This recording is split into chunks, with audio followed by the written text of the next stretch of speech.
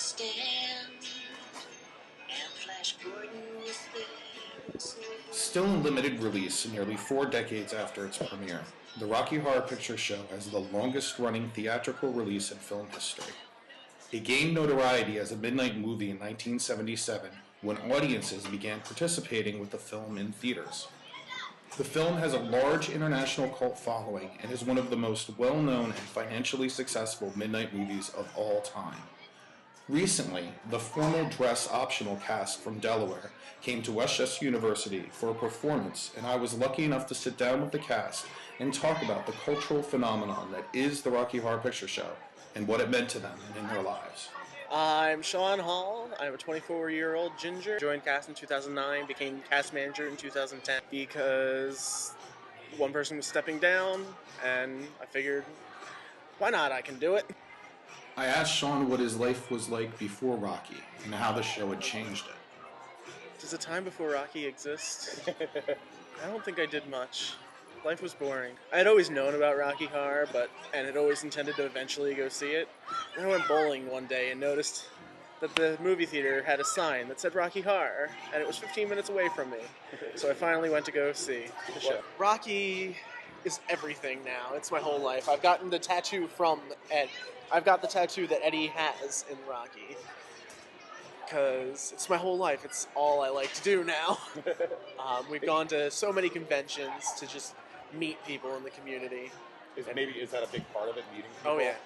Yeah, meeting people is fantastic. You know, I hung out with people in Scotland, just that I know through the community, and it's just a big family. As I spoke to other cast members, it became quickly apparent that the Rocky Horror Picture Show was much more than just a movie. I'm Ben Har. I'm the other cast manager of Formal Dress Optional. It's a community, though. I mean, it's really neat. I've met so many neat people, and it has shaped my life in so many weird, bizarre ways. Like, I've done things that I wouldn't have otherwise done because I was in Rocky. Like, I could tell by the sidelong looks and chuckles of other cast members that there was a story here. I was just hoping I could get Ben to share it. because of Rocky, I've gained a better eye for like costuming and stuff like that, and I'm currently like trying to make a screen accurate Ghostbuster costume. I've made friends who also are into costuming, and they've thrown together weird costumes that have gotten me like on American Idol. To bring it up, I know you Yeah. are. Okay, no. See, So- now you got to talk about this. Well, at one point, there was a couple on cast who were some of my favorite people, and we went to a Star Wars convention in California, and they're huge on costuming. And they said, "Well, we'll make you a costume. What do you want to be?" And I said, "Oh, I want to be the thing that'll cause the most trouble." So they made me a Princess Leia slave girl outfit. And I walked around the Star Wars convention in that and caused a huge commotion. And I'm told there's one guy has extra security when he goes now just because of me being there once. And yeah, it was a fiasco. But it got a lot of weird attention. Like, they mentioned me on USA Today online. And it was really neat to just be so out there. So after that, I had another friend on cast who intended on going to American Idol and dressing as Frankenfurter from the show and singing Sweet Transvestite. And I said, "Oh, I'll go with you just to keep you company, and I'll dress as Princess Leia and sing Don't You Wish Your Girlfriend Was Hot Like Me." And he dropped out on me. And I had already told people I was going to do it, so I ended up going by myself, which was terrifying.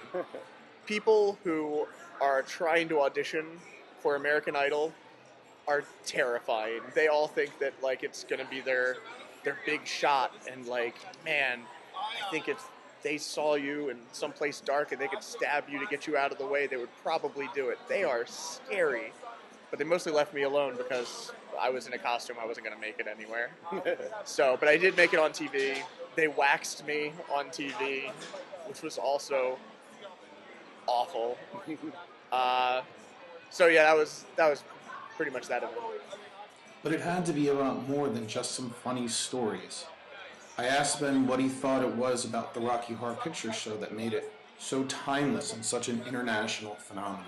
It explores a bunch of different aspects of things. Like, I think that because it explored sexuality and was also funny and musical and stuff like that, like it wasn't something, like it explored sexuality in kind of like a fun way, so it wasn't something that was as much thought up as like, oh, we gotta stay away from that. It was just kind of done in a fun way, so people of kind of alternate lifestyles kind of went towards it and kind of populated it and, you know, kept it alive. Over and over, everyone I spoke to seemed to come back repeatedly to concepts of family and community. I'm Ari. I'm just a cast member for Formal Dress Optional.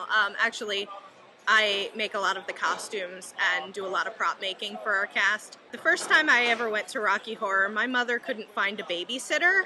I don't know what kind of person I would be if Rocky didn't exist, because a lot of people in the community, they have that, oh, the first time I went to Rocky, I was this old, and I went to see this cast, and it was this way, and it's been so long for me that I don't remember it. I was so young, I don't remember what it was like at my first show. It feels almost like I was born into the community, and, you know, have just continued on through many casts. I'm not only on Formal Dress Optional, I'm on the cast in DC, the Sonic Transducers, and I've performed with countless casts all over the country.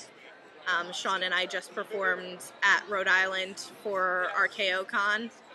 There's a cast in Rhode Island called RKO and RKO Army, and they held a convention, and we were invited up to perform, and Sean and I were Columbia and Eddie for Hot Patootie. They had a swarm of Eddies. It was the most Eddies I've ever seen on a stage at once, and the most Columbias. They fit. God, it was probably at least, at some points it was at least 20 people on the stage, and the stage was, you know, maybe 20 feet across and like 10 feet deep. It was so many people on this little tiny stage, and jumping around and doing these incredible dance lifts and things like that. It's very, very complicated to fit that many people on a stage. And that sense of closeness and community is not just a physical thing. In the community, in the Rocky community, it's so much of a family that it feels almost like if I was ever in a bind, or if I ever went to a place and didn't have a place to stay, I wouldn't have to be sleeping on some bench outside. I would always have a couch to crash on. I could always find somebody Rocky that I could stay with. In the end, it seems that what Rocky is really about is acceptance, an unconditional positive regard, as Ari states so simply and beautifully. It is a place, it's a safe place for any type of person, where you can be who you want to be. You can be exactly who you want to be. It doesn't matter if you're gay, it doesn't matter if you're goth, it doesn't matter what kind of weirdo you are.